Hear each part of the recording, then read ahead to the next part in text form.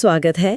आज हम बात कर रहे हैं हमारे ही अंदर छिपी एक कह सकते हैं एक शक्तिशाली दुनिया की, हमारा अवचेतन मन यानी सबकॉन्शियस माइंड। नमस्कार। हाँ, और इसके लिए हमने जोसेफ मर्फी की जो किताब है अवचेतन मन की शक्ति, उसके कुछ खास विचारों को आधार बनाया है। बिल्कुल।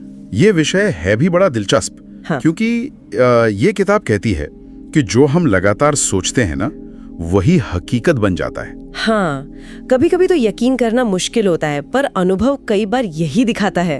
सही कहा। जैसे वो ख्याल कि भाई मैं ये नहीं कर पाऊंगी, और फिर सच में वो काम मुश्किल लगने लगता है। बिल्कुल।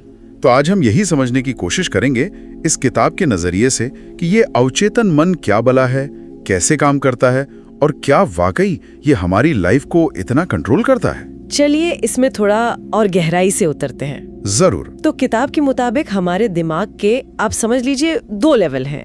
एक है चेतन मन, हमारा कॉन्शियस माइंड, हाँ, जो सोचता है, तर्क करता है, फैसले लेता है। बिल्कुल, रोजमर्रा का ड्राइवर। और दूसरा है अवचेतन मन, सबकॉन्शियस माइंड, इंजन रूम, जैसा आपने पहले बताया था। हाँ बिल्कुल सही। ये इंजन रूम जैसा है। ये बहस नहीं करता, सवाल नहीं पूछता। ये तो बस चेतन मन से जो भी विचार, जो विश्वास आ रहे हैं, उन्हें पकड़ लेता है। अच्छा, मतलब कोई फिल्टर नहीं, अच्छा बुरा कुछ नहीं देखता। नहीं। किताब ये कहती है कि ये सुझावों को, सजेशंस को बस एक आदेश की तरह लेता है, चाहे वो पॉजिटिव हो या नेगेटिव। ओह, तो अगर मैं सोचती रहूं मैं सफल नहीं हो सकती, तो मेरा अवचेतन मन उसे सच मानकर वैसी ही दिक्कतें खड़ी करने लगेगा। ये तो थोड़ा डरावना है। हाँ, हो सकता है अगर हम इस प्रक्रिया के बारे में जानते ना हो। किताब का तर्क है कि अवचेतन मन सिर्फ विचार की ताकत और उससे जुड़ी भावना को देखता है। भावना मतलब फीलिंग्स। हाँ, फीलिंग्स। जैसे मान लीजिए किसी को पब्लिक में बोलने से डर लगता है।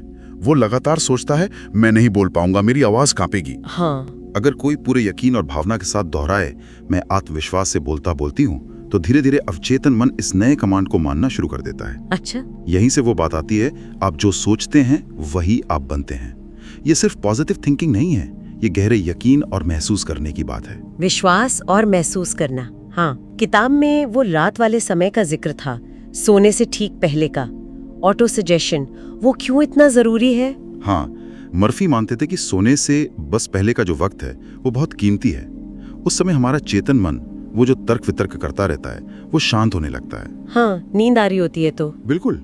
तो उस शांत अवस्था में जो भी सुझाव, खासकर पॉजिटिव बातें दोहराई जाती हैं, वो सीधी सीधी अवचेतन मन में उतर जाती हैं। जैसे क्या दोहरा सकते हैं? जैसे शांति से महसूस करना और सोचना, मैं स्वस्थ हूँ, या मैं आर्थिक रूप से सुरक्षित हूँ, मैं खुश हूँ। लेकिन अक्सर तो दिमाग में चिंताएं घूमती हैं रात को।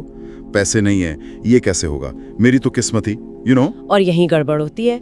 हम अनजाने में ही अपने अवचेतन मन को नेगेटिव तरीके से प्रोग्राम कर देते हैं। अच्छा। किताब दिमाग की तुलना एक खेत या बगीचे से करती है।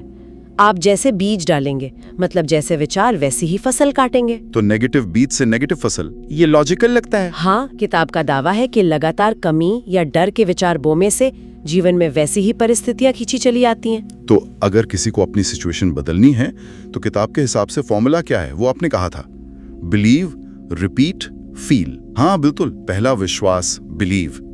आपको मानना होगा कि जो आप चाहते हैं वो संभव है, भले अभी न दिख रहा हो। ठीक है। दूसरा, दोहराओ, रिपीट। उस विचार या अफर्मेशन को लगातार दोहराना, सुबह रात, जब भी मौका मिले। और तीसरा, फील। हाँ, और ये शायद सबसे अहम है, महसूस करना, फील। उसे ऐसे महसूस करना जैसे वो सच हो चुका है, वो खुशी, वो संतुष्टि, क्योंकि भावना ही वो ताकत है जो विचार को अवचेतन मन तक पहुंचाती है। सिर्फ तोते की तरह रटना नहीं। नहीं, बिल्कुल नहीं, महसूस करना जरूरी है। ये सुनने में तो बहुत शक्तिशाली लगता है। इसे करने के कुछ तरीके भी बताए थे शायद किताब में। हाँ, कुछ प्रैक्टिकल टेक्निक्स हैं। एक तो अफर्मेशंस यानी सकारात्मक पुष्टि, छोटे क्लियर पॉजिटिव वाक्य जैसे मैं हर दिन हर तरह से बेहतर हो रहा हूँ। और इन्हें रोज दोहराना है, सुबह शाम। हाँ, खासकर सुबह उठते ही और रात सोने से पहले। दूसरा तरीका है विजुअलाइजेशन यानी मानसिक चित्रण, मन में तस्वीर बनाना। हाँ, अपनी मनचाही जिंदगी की तस्वीर बनाना, उसमें रंग भरना, आवाजें डालना, और सबसे जरूरी उस सफलता की खुशी को महसूस करना जैसे वो अभी हो रहा है। अच्छा, और एक और था शायद, नेगेटिव विचारों को बदलना। सही पकड़ा, नेगेटिव थॉट रिप्लेसमेंट। जैसे ही कोई डर या शक वाला विचार आए, उसे पहचानना और तुरंत उसकी जगह एक पॉजिटिव, पावरफुल विचार रख देना। जैसे मैं नहीं कर पाऊंगा की जगह उसकी जगह सोचना, मैं सक्षम हूं और मुझे रास्ता मिल जाएगा, या मैं शांत और फोकस्ड हूं। ये एक तरह की मेंटल हाइजीन है। मेंटल हाइजीन अच्छा शब्द है। हाँ, धीरे धीरे आदत बन जाती है।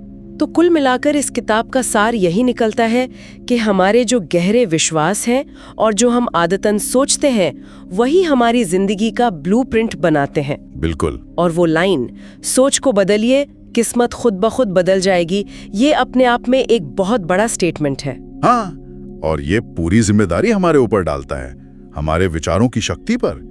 किताब कहती है कि विचार सिर्फ खाली पुलाव नहीं है, उनमें क्रिएटिव पावर है। सही है।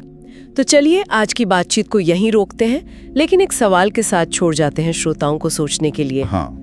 अगर इस किताब की बातों में वाकई दम है, तो अगर आज से हम सिर्फ एक पॉजिटिव लक्ष्य या विचार चुनें और उसे रोज पूरे विश्वास और पूरी भावना के साथ दोहराएं और महसूस करें, तो अगले कुछ महीनों में हमारी जिंदगी में क्या बदलाव आ सकता है। सोचने वाली बातें है ना? बिल्कुल, विचार करने योग्य है।